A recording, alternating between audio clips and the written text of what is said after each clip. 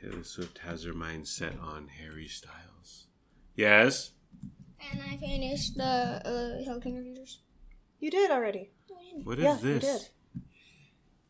I don't know. His shorts are a little bit too big, so he's holding them down. Yeah, remember earlier, you ate the last of the bag. And oop. I googled Taylor Swift style meaning. That's it. You don't want to go down that rabbit hole, honey. Here's the first line of this article. Yeah. I'm distressed because researching Style by Taylor Swift had me Googling, what color are Harry Styles' eyes? Well, now that you bring it up, what color are Harry Styles' eyes? And oop. And oop. Greetings, Internet. Welcome to But I'm Still a Good Person by Vince Nicholas. I'm Vince Nicholas. I'm joined by my sparkling wifey, Carolyn Nicholas. Hello, Vince Nicholas. Hello, honey. Thank you for joining me at the dining room table for our Lil program here. So I came up with this idea, concept, topic, whatever, of song lyrics are stupid. Because they are stupid. Yeah, they are. Like they movie plots are stupid. What? When you just describe them. Like in the air, in the ether. Terminator 2. So the cyborg comes back to 1994 and he rescues Eddie Furlong and he fights this other cyborg from the more into the future, the T-1000, and then James Cameron directs it all and the old cyborg dies in a lava pit. That sounds pretty dope. I don't know. It sounds dumb. They all sound dumb / dope at the same time. Lyrics are definitely stupid. It's all about the tone, it's all the about musicality. It's completely. It's all about the beat. Well, yeah, that's part of it. Do you have that bounce, as Akon used to say? Can you tap your foot to it? Right. Can you move your booty to it? How does it sound on the radio? How does it sound in the discotheque? Is it a hit? Right. Is it a radio-friendly hit song? And that's what we all care about. These people out here releasing 12 songs to an album or double albums, no one cares.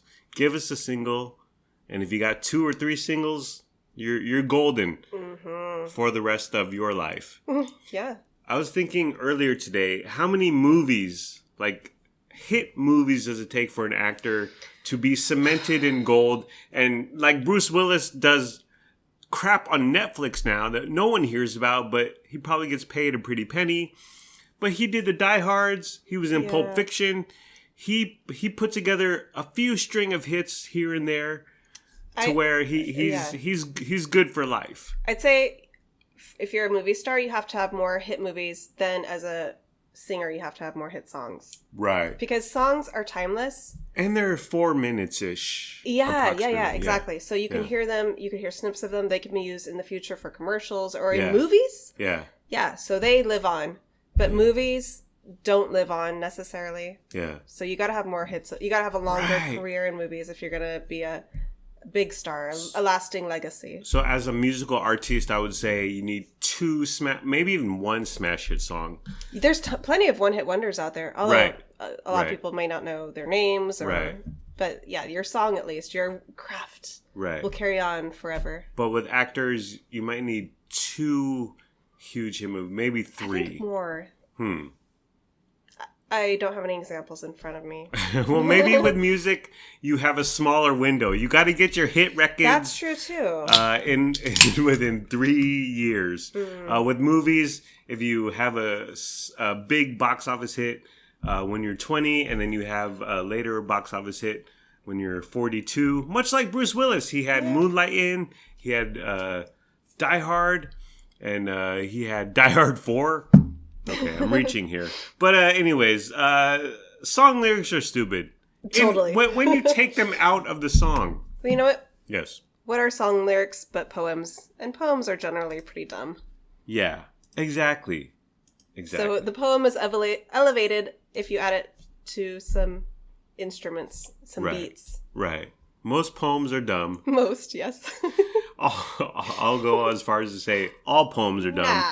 Nah. But yeah, it's all about music and the fact that there's lyrics and I read about all these we were writing songs. Like Taylor Swift was writing songs, and NSYNC was writing songs, and Justin Timberlake was writing.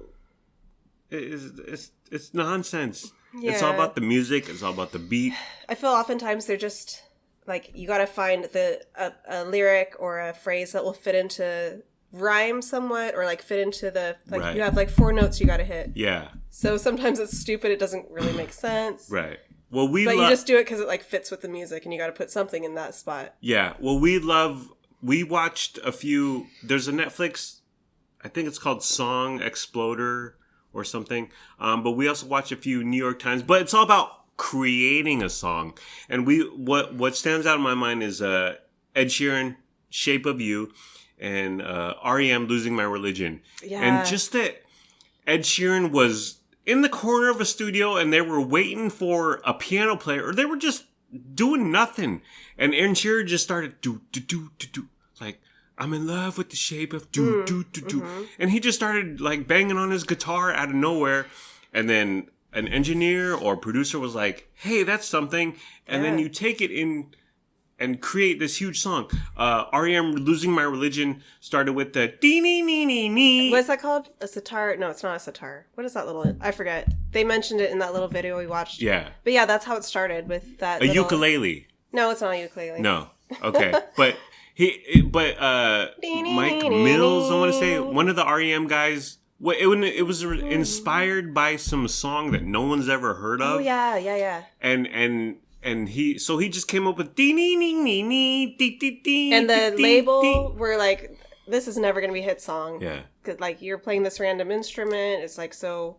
Right. It's not like a mainstream sort of sound. It's not going to be on the radio. And now it's their biggest hit they've ever had. Right. And now it's just the dee nee nee nee nee. It's completely enchanting and magical. And then Mike Stipe comes in and he's like, oh, who's the lyricist or lead singer? Yeah. And he's like... He does the lyrics. That's what we learned. Right. Yeah. The other guys do the music. He comes in and adds lyrics to their music. I find that whole, like, dynamic fascinating. Yeah. Like, your 3 band members are wailing away, trying to come up with a hit.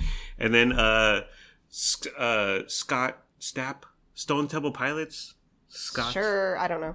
Scott Weiland comes in and he's like, we go back to lyrics are dumb. They're meaningless. It's all about the musicality. The Michael Stipe REM video was really heartwarming. Yeah. It was really cool to watch the whole process. Mm-hmm. Because the guys like really respect Michael Stipe. They just do their music. And then they're like, we don't know what Michael's going to come in and do, but we just wait and see what. And then he always like comes through with something amazing. Right. And it was so nice to see. Do you remember like, still to this day, they still like get together and hang out. Yeah. And they're still like very fond of the years they've spent together as a band. Yeah. That was a great little video we watched. Yeah. You guys should look at, where did we watch that? Netflix or YouTube? Yeah, I want to say YouTube. It was Losing My Religion, like making the song. If you can find it somewhere, it's a great little video. The biggest revelation is that Losing My Religion has zero to do with religion. You know what? It's a saying in the South, or they're from Athens, Georgia. He said it's a Southern saying that means like you're just going ape dung, or you're I forget what it means. You're like, flipping out, you've overstayed your welcome, or something like that. Yeah, I don't know if I entirely believe that. Well, so he says that, but then the music video has like crosses in it and a bunch of religious imagery. So you're like, but maybe that was just the director or them feeling artistic, or the label saying, "Oh, we gotta play up the religion part." I didn't entirely believe him when he said that. What? Maybe that's where it came to his brain from. Or maybe I just want to believe that the song is deeper than that. I don't know. Take from it what you will. Deeper than religion, honey? No, deeper than that Southern expression that he was talking about that it came from. Yeah. So yeah. It's cool. Song Exploder. I want to say... Here, let me Google it. Song Exploder. Netflix. Okay, yeah. It is Netflix. Alicia Keys is in here, honey. We got to watch another episode or something. We've watched a few really fun episodes that we found on YouTube. Well, New York Times does it. Exploder does it. But I remember the third New York Times one is Maren Morris. Why don't you just meet me in the middle? And that was more about like, this producer finds a drum sound Yeah. And then he ships it off to DJ Zed or whatever that guy's name is, who may have dated Selena Gomez. And then DJ Zed adds to it. And then he's like, well, there's about 8 different singers who I can see on this track, but for whatever reason, Maren Morris, I see Maren. So he ships the track up to Maren Morris. Maren Morris sings on it, and all of a sudden, baby, why don't you just meet me in the middle? That was so interesting. Yeah. Every little piece of sound and noise you hear like came from a different source in that song. So one person would add this little tune, this little beat to it, and then a different person added a different little. And then do you remember they had a girl who sung the demo? Yeah. And then and then so that demo was shipped out to a bunch of people. Yeah. They sent in their recording. Yeah. And then they chose Maren Morris, and I thought Maren Morris sounded the most like the demo girl. Yeah. That was so interesting. I love watching how songs come together. It's fascinating. And so much of it is chance and luck. It's so much like this sounds good. This doesn't sound good. Try this, try that. And also like getting lucky, like, this producer happened to hear this little beat. It wasn't even meant to be sent to them. Right. But then they heard it, and then the singer happened to hear this and happened to do this and that. Right. So much of it is just luck. Right. What makes a hit song. And another one that I think of is we watched the Shaggy. Yeah, that was cool. Not Boombastic. It wasn't me. It wasn't me. Yeah, that was cool. And how it all came together. Again, they're in the studio, they're probably drunk, maybe high, and they just throw things at the wall. And, well, you talk about an album that has, let's say, 12 tracks, 12 songs on it. There's 12 stories about how songs came together. But when it's a hit song, a smash hit song, it's suddenly becomes, like, fascinating. You go, what happened here? Why did you choose this? And it's all chance, it's all luck, it's all like, this sounds good, I guess. And so often the bigwig, the music producers, like the people that are like shelling the money to make this happen, they don't believe in the songs. Oh yeah. That end up becoming massive hits. Right. So sometimes it's just the creators like forcing it through, or sometimes it's just luck. They happen to bypass the producers or the music label or whatever. Well, the story is old as time. They're like, the label wanted this single, and I kept fighting for this single. Yeah. And then the first single that the label released fell flat, didn't go anywhere. And then with the Shaggy song, it wasn't me. Like some radio DJ in Hawaii downloaded it from Napster. Yeah, because he couldn't get an actual copy of it from the music label. Yeah, they weren't handing it out to radio stations because they didn't believe in it. So he illegally pirated, violated copyright, and grabbed it from Napster and started playing it, and it just people started glomming onto it. That's how it spread and became such a big hit because of that one DJ in Hawaii. Yeah. So it's fascinating. It's a fascinating process. We love watching stuff like that. How is this all? Well, I forget. It's a movie guy, some movie studio, something. But the quote is, "No one knows anything," meaning you can try your best to make a giant hit song or movie or television show, and it can all go to crap. Yeah, totally. In 5 seconds because the public just doesn't buy it for whatever reason. You see this all the time in the movie worlds where these movie executives think this is going to be such a big hit, and then it's just a complete bomb. Right. And they push for it and they advertise and spend all this money towards it, and then just completely nobody enjoys it. Well, you put Bruce Willis in your movie vehicle, you got to have more. Gotta have more than that. So, what are we talking? We're talking about Taylor Swift. Taylor Swift Style. From the Wikipedia, Style is a song by American singer-songwriter Taylor Swift, taken from her 5th studio album, 1989. You ever heard of it? Yes. but 1989. But it was released in 2014, honey. The song was written by Swift, and with its producers Max Martin, Shellback, and Ali Payami. Now, just a quick brief on who Max Martin is. The guy makes hit songs. Yeah. And from the first line of Max Martin's Wikipedia, Carl Martin Sandberg. Martin's Integrity Auto, honey, in West Sacramento. He's a Swedish guy. Swedish record producer, songwriter, and retired singer.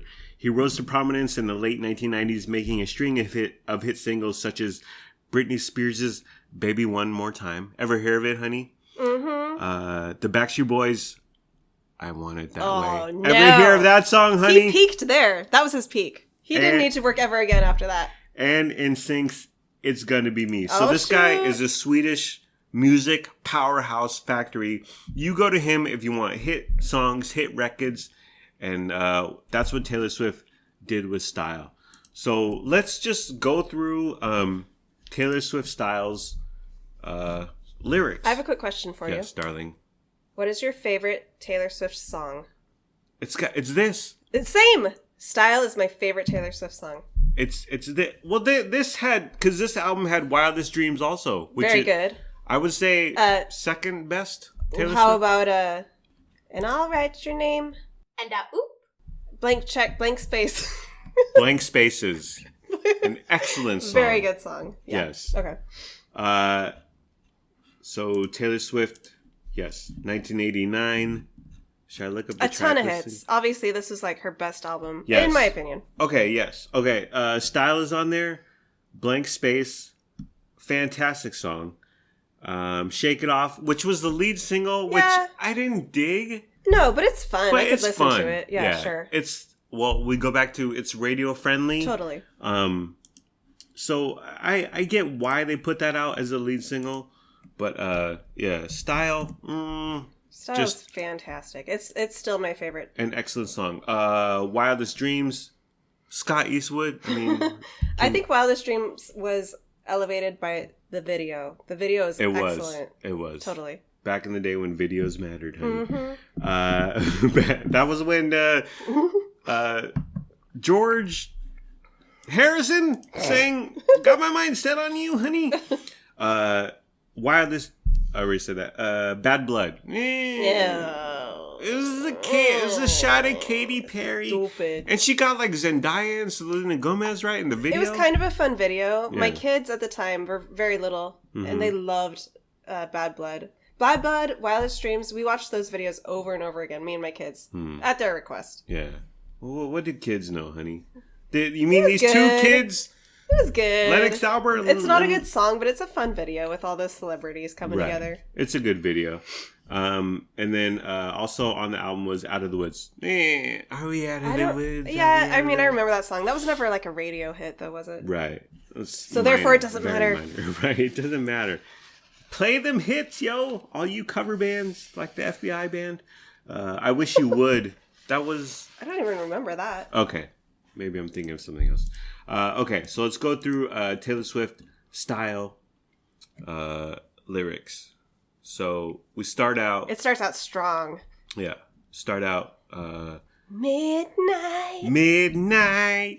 You come and pick me up, no headlights. Hold on. I want to start with Midnight, honey. Okay. So she... Forgive my singing, everybody. She's setting the scene. Her and totally. Max Martin's Integrity Automotive, whatever they're called.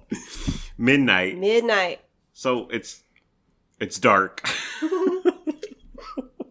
I always picture... Okay. Yes.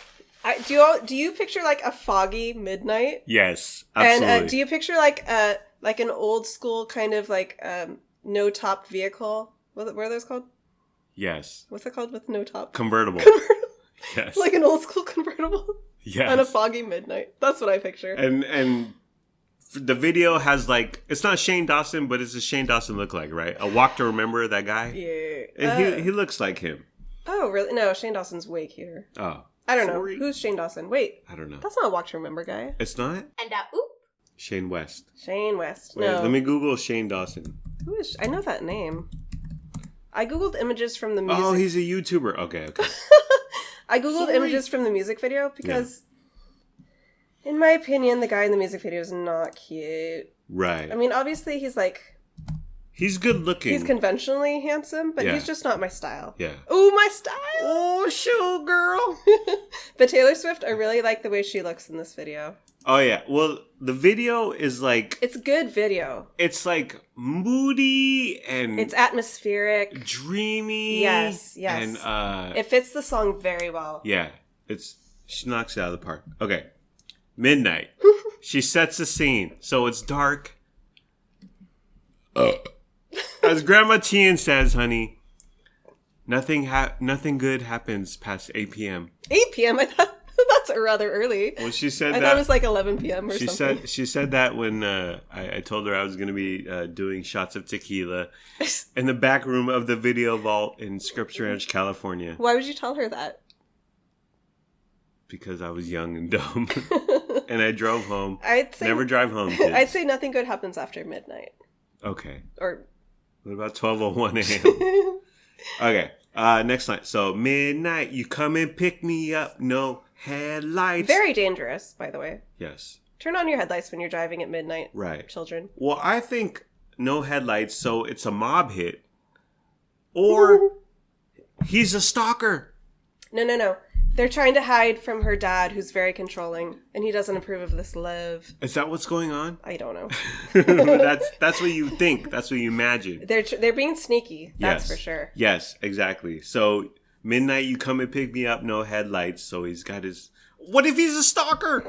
He's trying. No, he's not. Because listen, he's disappearing into the night. Yes, she's more than willing to get in the car with him, as we will hear in a few lines. Right. Next line. A long drive. A long drive, I imagine they're in Los Angeles, which it takes to go 3 miles. It might take 30 minutes. So what is a long drive, honey? Are they driving an hour and 20 minutes? It's an analogy for their relationship. Long drive could end in burning flames or paradise. Right. Long drive. It's an analogy. Could end burning flames or paradise. But I think those are separate thoughts. A long drive, which is. Well, again, are they in L.A. or are they in her house in Cape Cod where she was photographed with Tom Hiddleston, honey, and he was wearing the I Love TS t-shirt in the water? Do you remember? Do I remember? It's sure. Imprinted in my brain. Yes. I think he's driven a long way to get to wherever she is. Okay, so they don't have a long drive home? Their relationship is rocky. Yeah. They're kind of... Things are on the rock. They're in different cities. He's coming to her. He's desperate. Mm-hmm. Desperate for that T-Swizzle lovin'. Desperate for that boom boom. So it's a long drive to Taylor's house. Or it's a long drive back to his house. Or his hotel. Both. I think of Clueless, where the dad says, Cher, everywhere in LA takes 20 minutes. Okay, next line. Could end burning flames or paradise. Could end in burning flames or paradise. Right. So they go for a long drive, which could be 3 miles or 45. Well, you know what? If you're driving with your headlights off, that could end in burning flames because you're going to crash. Oh, are you driving a Tesla? They have batteries that the fire department can't put out, honey. And then back to the analogy. This relationship could end in burning flames or paradise. Or paradise. Right. So what's happening on the way home in this? Well, this relationship is it's troubled. It's toxic. They're on the rocks. Yes. But they keep coming back. She's torn, and they're both torn. The lyrics illustrate that. Okay, fade into view. Oh. So what? So for this, I imagine it's like a movie where the image is blurry, and then in the foggy, right in the foggy car, and then it's clear. Yeah. Well, he's picking up Taylor, so Taylor is foggy. Oh, I see from her point of view. She's watching this car. No headlights coming into view from the fog. Getting closer and closer. Okay. Next line. It's been a while since I have even heard from you. Heard from you. They're repeating there. Love it. Well, did Taylor just not have another line, or Max Martin? Or Listen, it works, especially because the tone changes as you go into this next line. Yeah. And I should just tell you to leave because I...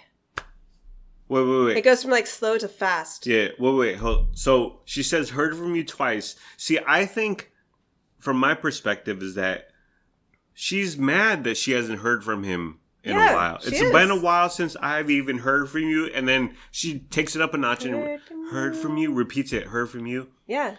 She's mad. Yeah. She's mad at Shane Dawson? No. West. Next line. It does not look like Shane West, by the way. and I should just tell you to leave because I know exactly where it leads, but I watch us go round and round each time. Listen, we've all been in these relationships. where it's Yes. up and down and back and forth. And Yes. you know at the end of the day it's not going to last. Taylor tells Harry Styles he should leave because she knows exactly where it leads because she watches them go round and round each time. So they've been in the doldrums of loving and a relationship, but as you'll hear from the next line, it's worth it or something. Now this is the chorus now, and you fully see why she just can't leave him alone, and he just can't leave her alone because they describe each other's physical appearance. Right. So their relationship is based on lust. It's very superficial. Lust, which is totally understandable. Yeah. Well, I'm still stuck on, and I should just tell you to leave, but because I know exactly where it leads, but let's talk, because it's very important how she sings. And I should just tell you to leave because I know exactly where it leads, but I. So the cause I and but I. It's brilliant. It's such good musicality. It's so good. Yeah. It's so good.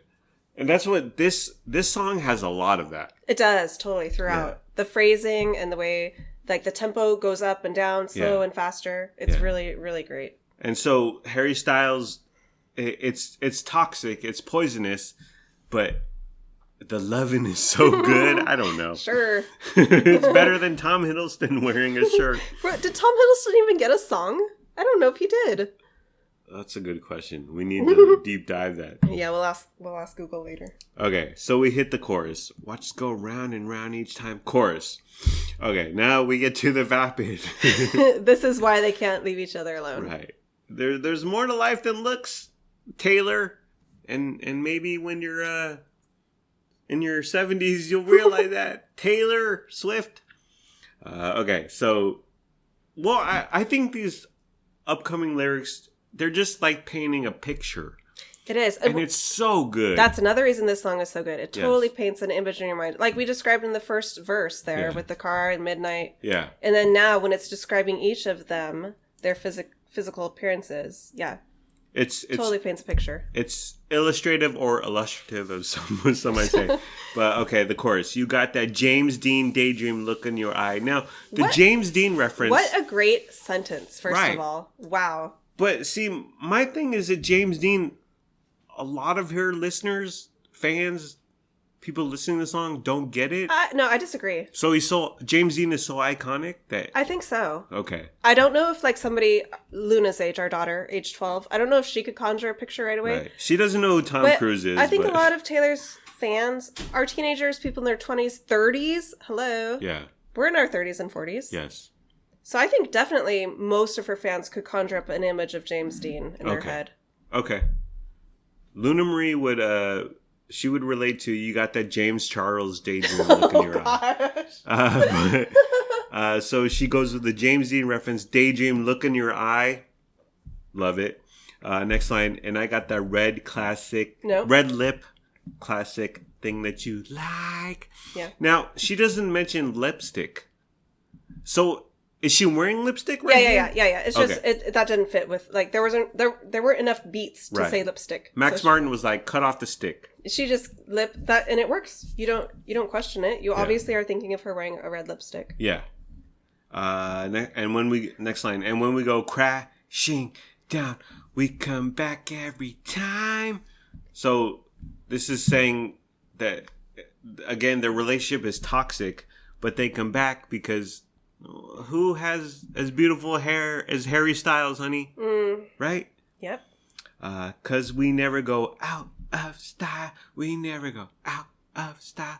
Yeah. So, again, the relationship is poisonous. Yep, but it's classic. There's a lot of animosity. It's like, I think also, it's toxic, it's destructive, but it's kind of like, on the surface level, it's like, a picture-perfect couple, a picture-perfect situation. So it looks good on the surface, but underneath, things aren't great. They keep coming back because it's just so... Why? Because it's familiar? Because it's... No, I think because on the surface, it just looks so good. And it seems like on paper, it should work so well. Yeah. And yet, in real life, it doesn't. I think that's what this is saying. Next line. You got that long hair, slick back... white t-shirt. No. How long of hair? Is it down to his bootay? Okay, picture Harry Styles. It's like down to his nape, shoulders, neck. Okay. It's not very long, but it's like longish. Long enough that you could slick it back. But the guy in the video doesn't have long hair. They should have cast. They should have cast Russell Brand, honey. The guy in the video has long enough hair that he can. It's about like 3 inches long, where he can like flop it over. It is slick back. He does have gel. Long hair, slick back, and he's wearing a white t-shirt. Why does our darling son Lennox Albert hate gel so much? I love gel because he's 9. Give him some time. When am I going to teach him the love for hair gel? And all the benefits it can give to you. Yes. As soon as he starts caring about romance, right, and wanting to date, then he'll care about his appearance. He will. But he currently doesn't care about that. Or so he says. Well, when will he care about that? You got the long hair, slick back, white t-shirt, classic Americana. Yep. The white t-shirt goes back to the James Dean. Yep. You think of like a 50s, like kind of greaser. Yeah. Maybe rolling up their t-shirt sleeves on the side. I got that good girl Faith and that tight little skirt. So she's a good girl. He's a bad boy. And yet she's sexy because she got that tight little skirt and that red lip. Yeah. Mm-hmm. When I see tight little skirt, when I hear tight little skirt, I think of you wearing the red dress when we went clubbing with Giovanni Castellon, and you wore you wore that red dress with the black jacket over it, right? There's a particular outfit I have that you think of. Huh? Yeah. So we're Taylor Swift and Harry Styles, aren't we? What? I need longer hair, honey. Tight little skirt. Good girl, Faith. Well, what does that mean? She's a good girl. She's a good church girl, and he's a bad boy. And that's why, like, they're not meant. That's why this relationship is so fraught. It's destined for a tragedy. Her daddy don't approve. So does she go to seminary every morning at 6 a.m., honey? Is that what you're saying? Yeah. And next line, and we go crashing down. We come again, right? That's repeated. Yeah. Because we know. Okay, so we get it, Taylor. Your relationship is destructive. There's no hope. Okay. There's no hope with dope. Let's move on to the second verse. Because we never go out of style. We never go out Great chorus. of style. Well, let me go back to, we talk about musicality and speaking and syntax and rhythm. Like, got that James Dean daydream look in your eye. Like, you know, she was... Classic. The rhythm is great. Right. Totally. Just the cadence. Yeah. Like, how they come up with that. Mm-hmm. Like, she was in the studio with Max Martin, and she was like, you got that James Dean... Well... We don't know who was responsible for what. Right. But I'm just playing with ideas here. Okay. But you got that. Well, they don't know what. And Max Martin, genius. He wrote "I Want It That Way, Honey." Did he write it or did he produce? He did something with it. He arranged it. He made it what it is. But for him to just say no, just kind of hit each word, because at that point you're not really singing. You're just like you're speaking in a certain manner where you got that James Dean daydream. It's so appealing. I love it. It's like rap singing. It is. Max Martin is a SoundCloud rapper. Verse 2. So it goes. She could have come more with that line, honey. She could have fit a few more words in that line. He can't keep his wild eyes on the road. Again, ambiguous meaning. Yeah. Because they're driving in a car, as we know, and yet it's a long ride.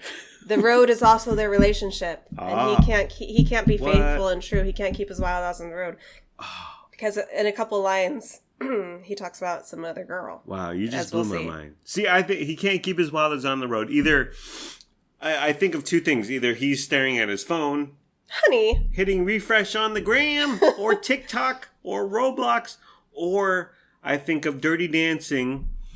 With Patrick Swayze and Jennifer Grey. That's her name. Yeah. And when she had to change in the back of his car, and he was looking in the mirror. You know what? Okay. So he can't keep his wild eyes on the road because he was looking at Jennifer Grey. Change. I have a very specific image in my head for this entire song. Yes. I imagine them going down like a country road, dark, trees overhead, like a canopy of trees overhead. The moon is bright. And I imagine her in her tight little skirt. Yes. So I imagine he can't keep his wild eyes on the road, so he's looking over at her thigh. He might have his hand running up her thigh. Right. That's what I see when I hear these lyrics. Does he not care about vehicle safety, huh? They're hot for each other. They're hot. They're hot for each other. And it is midnight. There's not much traffic going on. The next line. Yes. Takes me home. So in from verse 1 to verse 2, in the chorus they did the boom boom. Is that what I'm to gather? Yes. They were driving around fighting. Oh, fighting. Fighting, but not being able to keep their hands off each other. Yelling and all that. Okay. So now she's like, take me home. Oh, I see. Okay. So he takes her home. Okay. Lights are off. He's taking off his coat. So why is he taking off his coat in the cold? He's hot. Okay. I don't know. He's hot. It's a hot scene. He's got his hand He's ready up. for boom boom. He's taking off his coat. He's got his hand up on her classic little skirt or whatever. Have they been fighting? Yeah, because look she says, I say, I've heard that you've been out and about with some other girl. So, wait, hold on. So they've been having acrimony. Yeah. And he's like, I'm gonna take off my coat, Taylor. Because he's getting worked up. He's getting defensive and mad. So he takes off his coat. I think in the end she needed something to rhyme with road and coat. Coat sounded good. Okay. I say, I've heard that you've been out and about with some other girl. Some other girl. Okay, so what's going on here? He's cheating on her. He can't be true. That's why they have got acrimony. That's why they're not working out. Okay. And I like that they repeated some other girl because it creates emphasis. Like some other girl, some other girl. And then he says, what you heard is true, but I can't stop thinking about you and I said I've been there too a few times. So, okay, he's cheating, but then Taylor Swift, is that what this line is saying? I've been there too a few times. Is she cheating also? I've thought about this. Is she with Zayn? I've thought about this. John Mayer? I don't see what else it could mean. So they're both cheating, but she's mad. Right. And she's mad at him. And listen, I've known women who have been cheating on their man, and he's cheating on her, but the girl... Name names? Nope. I'll tell you later. The girl is still like, no, I'm right, you're wrong. Okay. So there's a lot of conflict in their relationship, and they're both bad. Gone out with other people. Yeah. But in the end, their relationship doesn't go out of style. Maybe he's been out with more girls than she has been out with more. So it is John Mayer. So he's still worse in her eyes. I see. That's what I take from it. It's just a hot mess. This relationship is a hot mess. Okay, hold on. Lights are off. What does that mean? He doesn't have that. You know what I learned from Arnold Gonzalez, honey, who I went to high school with? Yes. How you can turn the switch off your overhead light in your car. Yeah. How there's 3 settings. You can have it off, completely off. You can have it in the middle where when you open the door, it turns on. Doors, yep. Or the 3rd setting is when you turn it on, it's always on. Yes. Arnold Gonzalez, I have no idea why. He always put it in the 1st setting. So it would never turn on. Oh, always off. Right. Oh. And I was like, Arnold, why do you have your overhead light in your car like that? And he said, because you don't want people to know what you're doing. And I'm like, okay, Arnold. That makes sense. I see it. Yeah. And to this day, I keep my overhead light in the always off position. What? Okay, so when you hear the lights are off, you're thinking of his car lights. Absolutely. Oh, okay. So you think it's go back to the headlight? I imagine them pulling up to the home and like all the lights are off because it's like 1 a.m. by this time. So you mean the home's lights are off? That's what I always imagined. So earlier she referred to lights and it was headlights. Yeah, well But now it's home lights. Well, I don't know. Maybe you're right. Maybe it's the car lights. And then maybe he's taking off his coat because he's like, we're parking in front. We're about to like get cozy. Maybe it's hot. Maybe it's caliente. I said, I've heard. Oh. Well, where'd you hear it from, honey? TMZ? Daily Mail? Her girlfriends. Oh. They saw him out and about in the town with his other you girls. You mean the other girls in the 22 video? Who are... Does she still hang out with Lourdes, honey? That's my question. So she's heard whatever that means. That could mean like Lourdes, or that could mean like Daily Mail, TMZ, Perez Hilton. Yeah, maybe all of it. That you've been out and about with some other. Okay. I'm sorry. Then I should have focused on that. Then the chorus goes back. Yes, and it's James Dean, blah, blah, blah. Is there anything new in this second chorus? No, it's the same. I don't think so. And then it goes, take me home. Okay, so... Take me home. Yeah, so she just starts screaming, take me home. So what's happening here? What's happening? Well, it sounds like they're already parked in front of her car.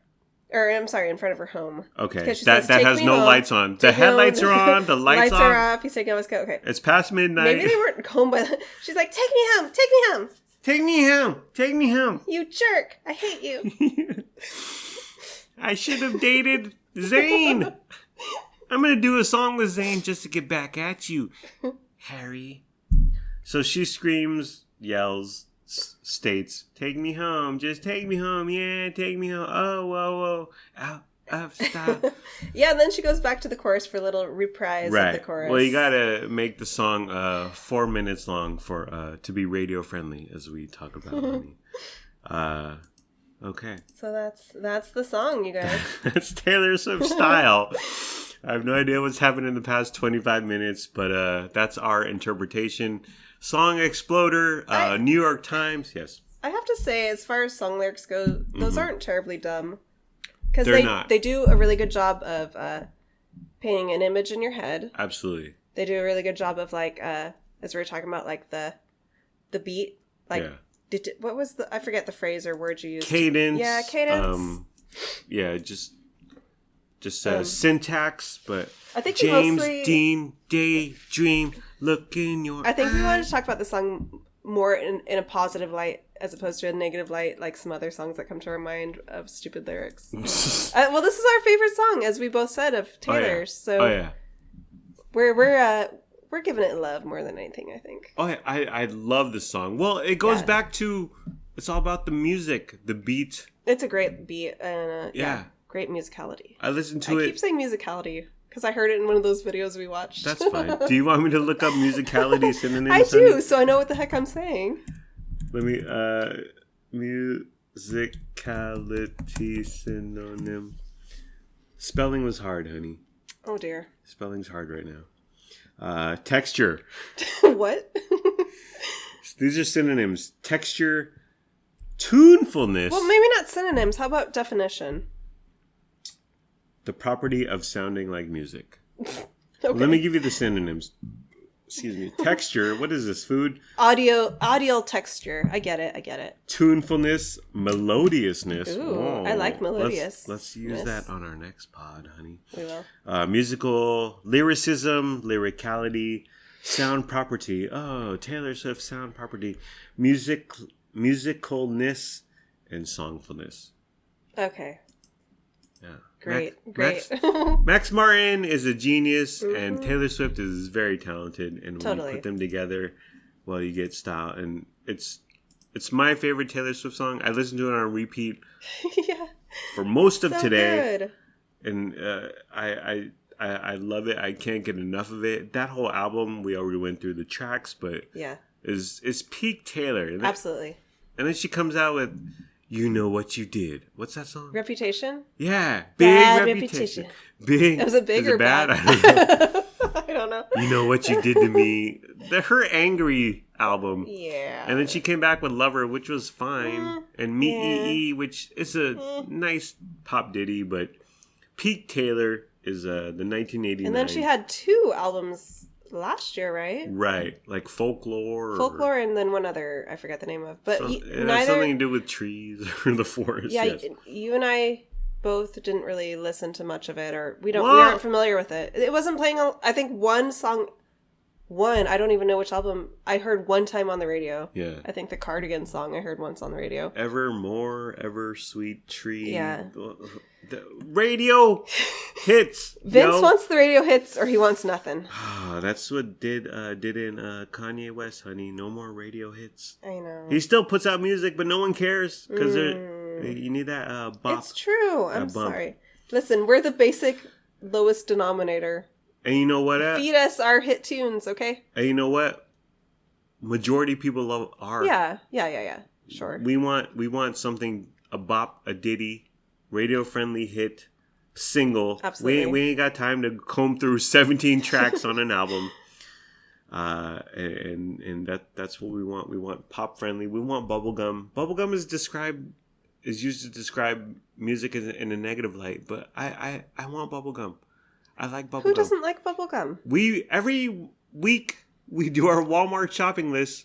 We buy bubblegum for darling son Lennox Albert and darling daughter Luna Marie, and they usually get the watermelon flavor. You got bubblegum, you got your cotton candy. Right. That's what we want. Right. It's just 4 minutes. Give us a treat. Give us something to taste. Alrighty. That's the end of the program. It's been fun, but not really. Let's all try a little harder next time. Like, comment, subscribe, follow, review, and rate. Or don't. Do whatever you want. You're a grown-up. Make your own decisions. Do what's best for your family. By the way, do whatever you want. Chris Pratt. Well, or not. Do what's best for your family. Right. Chris Pratt literally said that in a recent podcast he was on. Stole that from me. Yeah, he must be a listener of this podcast, is all I can assume. On the Doughboys podcast. We'll never forgive him for... We're going to sue you? Leaving Anna Faris. We're about to watch The Tomorrow War on Amazon Prime. Please be sure to use our promo code for BetterHelp.com. We don't have a promo code for BetterHelp.com. Goodbye. I love you. We love you. We hope you have a good day today and tomorrow. And sure, I may have said that Max Martin is the real impetus to Taylor Swift, NSYNC, and Backstreet Boys, to them having ultra successful songs. But I'm still a good person, and we're still good people. Thank you for listening. Thank you for your time. I hope you have a wonderful day/night. Bye-bye.